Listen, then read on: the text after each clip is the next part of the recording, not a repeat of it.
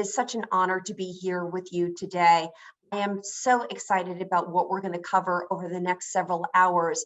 Our December event is still very much fresh in my mind, and I'm excited that we're going to come together in this action-oriented dialogue to talk about what's at stake right now for our kids' futures and healthier school communities. Whether you're an educator, whether you're a civic leader, an administrator, a parent, a school nutrition director, we all know this past year has been a very challenging year for our students and for our schools. My hope is that we're going to engage in a dialogue that re-energizes, recommits, and empowers all of us to help our classrooms, to help our schools, to help our students thrive and succeed in the days ahead. As a non-educator, but someone who's responsible for working with 75,000 schools and 40 million kids daily, and oh, by the way, mom of 4 public school age kids, actually one of which is now off to college, I'm excited about working together hand in hand with you to support physical health, mental health, well-being, and of course, the academic performance of students nationwide, especially at this crucial time. Our first guest today is Kevin Warren. He is the commissioner of the Big Ten Conference. He is one of the most important individuals to watch, not only because of this period of what we call March Madness, but folks in the sports world are watching him 24/7. He is a visionary leader, whether it's been for the Big Ten or in his career at the NFL. He defines leadership by example. I have tremendous admiration for him and respect for his ability to set precedents, meet challenges head on. He always does it with great tenacity, passion, and most importantly, empathy. He is a staunch advocate of creating healthier school communities, as you'll hear in just a moment. And in fact, he received the highest honor that Gen Youth can give, the Vanguard Award, just about a year ago. For those of you who don't know, Kevin joined the Big Ten Conference, about 15 months ago, came into the job in January of 2020. We can talk about that in a moment. That was after being the chief operating officer of the Minnesota Vikings, where he was the highest ranking African American on the business side of the NFL. And he is the first African American commissioner of the Big Ten of a Power 5 conference. Without further ado, I want to welcome Kevin to today's webinar. Thank you so much, Kevin, for being here. Yeah, so good to see you, Alexis, as always, and looking forward to a great conversation. So, before we talk about schools, give us an update on how things are going, in the Big Ten Conference as we slowly, hopefully, emerge from COVID-19. I mean, things are going well. I mean, as you can imagine, 2020 was an important year. I think it was an important year for not only on our colleges and universities and for our young people, but just for society as a whole. And I look at the number of young people that you impact on a daily basis, but we have nearly 10,000 student athletes in the Big Ten, almost 350 head coaches, 1,100 assistant coaches. We have 14 of the greatest universities in the world that span across 11 states. We go from Nebraska to New Jersey. So, every day we're focused on making sure we create an environment to keep our student athletes healthy and safe, not only physically, but emotionally, spiritually, and mentally. And so I'm very positive as far as where we are today. So much goes to our student athletes. They have stood tall. And what people fail to realize is they're competing at the highest level athletically in college athletics. They also are in school getting an education. And we had a large number of academic All-Americans, academic All-Big Ten. We had a Rhodes Scholar and Marissa Mueller, a track student athlete at Iowa. And so I'm just very grateful. I'm humbled and I'm honored to lead this conference. And I just am so proud of not only our student athletes, but all of the people on campuses and their families who have supported us during this very important time in society and especially in college athletics. So Kevin, I know you're just returning from Indianapolis and the NCAA tournament, and it's been a really tough year for the leagues, for the conferences, at all level of sports, whether it be college or professional. Give us some perspective, if you can, on what it is that you've been wrestling with and seeing on the front lines in terms of how you protect your athletes and the institutions you represent? I think the biggest challenge is making sure that we're doing everything that we possibly can on a daily basis, but also keeping a long-term vision in mind. And so it's one of those points where it's really an inflection point, I believe, in society and in college athletics. I mean, it's important to make sure, even down to what happens. I mean, we have our women's basketball team, a few of them playing in the women's basketball tournament in San Antonio. We had games that went on the last couple of days in Indianapolis with our men. But one of the things that's important to keep in mind, we sponsor 28 sports. So I was at Notre Dame last week for our Big Ten men's hockey tournament. We had one of our teams, University of Wisconsin, won the women's national championship a couple days ago. And so there's just a wide range of sports that we're managing on a daily basis. But I think the biggest focus is to make sure that we live in the moment. We're focused on the moment, but we want to make sure that all of the decisions that we make not only will have a positive impact on our student athletes and our communities in the short term, but primarily in the long term, and always just put the student athletes and their well-being at the center of all of our decisions. And I'm sure that we'll be fine if we continue to do that. Take me back, Kevin, to a year ago. You were maybe in the job 10 weeks when we started to see full-scale shutdowns of the folks who were tuning in today in the secondary school environment. What was going through your head initially when you recognized we may have to not only stop sport as we know it, but what the implications would be for the athletes and the institutions? Yeah, I mean, as you alluded to, my first formal day on the job was January 2nd of 2020. So I think I was on day 70 when, we started to have to deal with the issues of COVID-19 and the pandemic. Fortunately, I have some dear friends who are in the medical profession who are great medical advisors. One, Selwyn Vickers, who's been very involved in Gen Youth. But he had told me right after the first of the year to really keep an eye on this issue of COVID-19 and the potential impacts on our colleges and universities. So fortunately, we did form an emerging infectious disease committee in kind of middle February that at least allowed us as a conference to start to identify those issues. But you're right, it was last March 11th when we just completed our women's basketball tournament, felt great about them competing in the NCAA tournament, and we were just starting our men's basketball tournament and felt great about them having a great Big Ten tournament and going on to compete hopefully for a national championship. And then our world came to a halt. And so it was one of the most, in some ways, complicated, demanding decisions I have ever made in my career. But in other ways, it was one of the easiest decisions because one of the things that I promised everyone in the Big Ten, promised myself and all of our constituents that I would always do the right thing when it came to making sure that our student athletes were healthy and safe. And so I just had asked so many questions to people in the medical industry as far as the impact of COVID-19, the negatives and how we could deal with it. And the answers I received back was, we don't really know. And as a father of two young people who I deeply love, and one who is currently a student athlete, and putting myself not only in the commissioner's seat, but putting myself in the seat of a parent and saying, what's the right thing to do? What would I want someone to do for my son or daughter?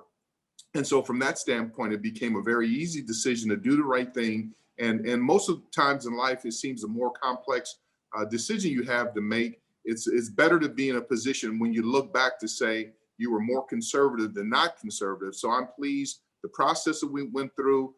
It was a demanding year, but I feel we have great alignment in the Big Ten now.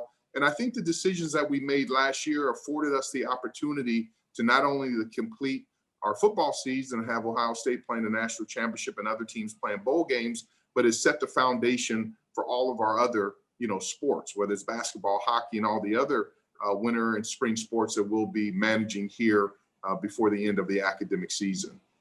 So Kevin, as we go back to last summer, you made a decision at the time, along with with the Big Ten conference schools, but first cancel football season and then postpone it. I want you to, for a second, take me back, because I think what a lot of the folks who are tuning in today recognize is, just like you said, your first priority was the health and safety of your students. And in particular, from the vantage point of, look, I'm a father, I know what that fear is like. But you also heard from a lot of parents who wanted their kids back on the field.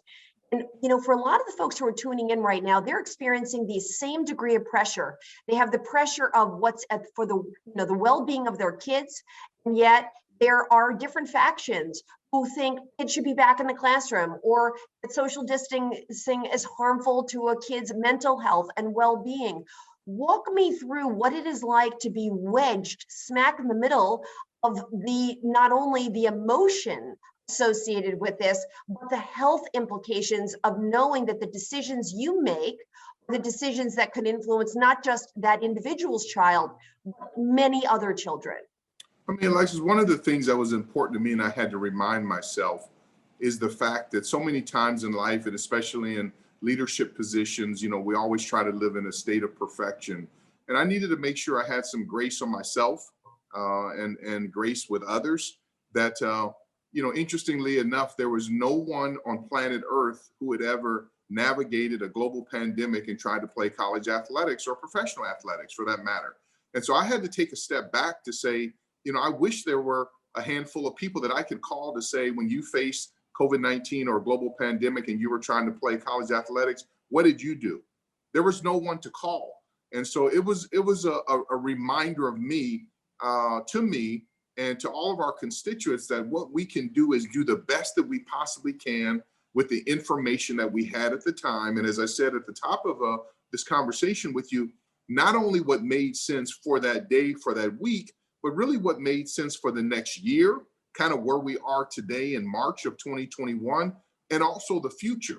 And one thing I did do is really start to analyze leaders who had to make big decisions that at the time, they seemed to be the right decision. But once you got a year or 2 or 3 years down the road and look back, that people started to evaluate and say, maybe something else should have been done. So I just wanted to make sure that always that I took the advice and counsel of our medical personnel. I am not a doctor. I am a lawyer by trade, but I'm not a doctor. And it was very important that I remain unemotional, that I remain focused, that our student athletes have to be at the epicenter of all our decisions. And it was important that I rely on the medical advice of our experts. And maybe some of the decisions that we make may not have been the most popular. But one thing is, I feel very, very confident as a commissioner, as a father, as a leader, that we did the right thing. Not in a judgmental manner that someone else may have done something different, but for the Big Ten at that point in time, I feel very confident that we did the right thing to get our student athletes back on the playing field when the environment was as safe as it possibly could be. And that's why I give them so much credit. I mean, you think about it, they've been testing, every day, our testing protocols while they're going to school, all of the different issues. And if there was ever a time that I wanted to err on a side of being safe and conservative, because you're dealing with people's health and well-being, not only in the short term, but in the long term, it was over, the last 15 months. And so the other thing that I had to recognize, and I can say this, that every year going into the year, I try to focus on one area in my spiritual life that I can grow. And my focus for 2020 was prayer. And I didn't know that the growth would come in the manner that it is. But as I look back over 2020, it is a very important year for the Big Ten. It's a very important year for society. It was a very important year for me personally to understand that decisions are bigger than our own individual desires. And when you're responsible for these 10,000 student athletes, I want to make sure that I can look every single parent in the eye to say that I made a decision. We collectively made decisions in the Big Ten Conference with our athletic directors, our chancellors and presidents, our medical doctors, our faculty athletic reps, our senior women administrators, our coaches, that we would do for our own son and daughter. And when you're in a leadership position and you can say that you did that, you feel good on your decisions. If you had to do anything different, what would it be if you look back now? When I say differently, I do, reflect always just in life. I think, good leadership lessons are always to reflect back to see what you can do, differently. I don't know if it would be anything that I would do differently. I would always, and I've just learned the importance of not only making the right decisions, but making decisions in correct alignment. Because again, the unique thing about the job that I sit in now is that there's so many constituents. We have our student athletes, we have their families, we have our faculty athletic reps, we have our senior women administrators, we have our athletic directors, we have chancellors, presidents, we have mayors of the individual cities, we have governors of the states, we even have national political figures, the president of the United States, we have our television partners, we have our sponsors, we have all of those different constituents. And so I think the biggest thing, not that anything I would do differently, I would just make sure, like I will continually do, is to make sure you have alignment on all of those different, different levels. And again, I just keep going back to it, and I would sometimes joke, and God rest his soul, is with Sid Hartman, the former iconic sports writer in Minnesota. I would tease with him that he was older than the NFL. He was born in March of 1920. But even Sid Hartman and the beautiful life that he has lived, he has never been able to, report on navigating playing college athletics in a global pandemic. And so that's why I think it's important. And I would communicate to all of the parents out there and the young people and the business leaders. This is a time for grace. It's a complicated time in our society. And we need to make sure that we really are supporting our young people emotionally, physically, mentally, spiritually, to recognize they are doing the best that they possibly can in a very complex time. And I think if one thing we can err on the side of making sure that we show love and support to them, because I just want to make sure that they're okay as we look forward to the future. They are future leaders. And I'm just so proud of all the young people in society who have really battled through this time period to go to school, on Zoom and try to learn. And they still have a way of making sure that they're smiling and being positive. So I think the thing that we can do as adults, as leaders, is to make sure that we tell them how much we appreciate them and to create an environment that's healthy and safe for them. Amen. One of the things that I find so remarkable about you and your family, you've been committed to the schools in your community back in your days in Minnesota and the Vikings, supporting kids with scholarships, you and your wife and your kids and the Warren Family Foundation. And so you're truly an example of someone who practices what you preach. And I look back and I think about your personal story. You and I go way back, and I think about this 11-year-old kid in Phoenix, and the story that really shaped your life. If you could, for just a moment, tell me about that kid, because I think that kid, in some ways, was destined to be in this position, and the role of sport changed your life. So tell us a little bit about that personal story and how it connects to where you are today. Yeah, as a young boy, it was summer before my 11th birthday. I was just going out for a bike ride to go up to the local high school to play sports with some friends of mine, and ended up getting run over by a car. And it was really the first time that I recognized the grace and mercy of God. And I just felt that I have had an opportunity. And that's one of the reasons why I work so hard to try to be as helpful as I can to people, because I recognize the fragility of life, how fast life goes, how uncertain it is, and how your life could change in a moment. I mean, I landed 30 feet away from where I was hit on a small patch of grass.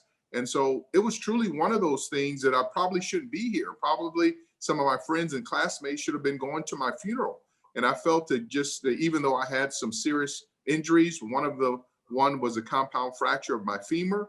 But as I look back and spending all of those many days in the hospital and traction, and then many more days in a full body cast, and went all the way down to my right toes, all the way up to my chest, and 3/4 of the way down on my left leg with a pole in between it, I truly was flat on my back for multiple months, and had to eat and through a straw. That's why still to this day, I don't drink out of straws, but just because even the sensation of a straw touching my lips brings back, memories that I don't want to relive. And I think that's one of the reasons why I'm so passionate about the mental health of young people, because even during all the surgeries, all the traction, all the body casts, all the meeting with all the doctors, not one single time did I ever meet with a psychologist or a psychiatrist that someone asked me, how are you doing, mentally, or emotionally. And so what I had to learn how to do was really just to rewire my brain and just learn how to deal with pain, learn how to deal with deep, emotional trauma to really work through these issues. But I said it recently that I think the two most important years of my life were 1974 during the year of my accident, and then 2020, because those are the years that I really recognized the power of a purpose, the power of people, the importance of a positive attitude. And it was that day forward from my accident when I really recognized how close I was to my life expiring, that I made a commitment then. And that's probably why I've always been a little bit more mature than most of my peers, especially as a young person. I made a commitment then that I was going to spend the rest of my days on the earth, not being concerned about what people think of me, not seeking promotion, but spending the rest of the days on my earth doing everything I possibly can to make others around me, adults, children, better. And so I know it sounds crazy, but I am so grateful for that accident, because what it did is that it helped to shift my mindset to allow me to recognize that, like I said, life is truly, truly a gift. And so after the accident, I was awarded a small settlement from the family who caused the accident. And when I got out of the hospital, my last meeting with the doctor, he just told me that it would be touch and go if I would be able to run or participate in sports going forward. And I was a sports fiend like most, 10-year-old boys. And but he did say something, and I recognized then that even people who sometimes deliver you news that you don't want to hear, that there may be a pearl of wisdom in it. He did say that swimming would afford me the best opportunity for recovery.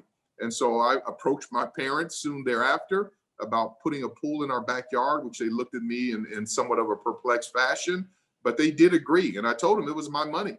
And I needed to get my life. I needed to get my mind right. I need to get my body right, because I was absolutely a mess. I went into the accident as a very fit, young, athletic young boy. And I came out months later and I could barely even stand up.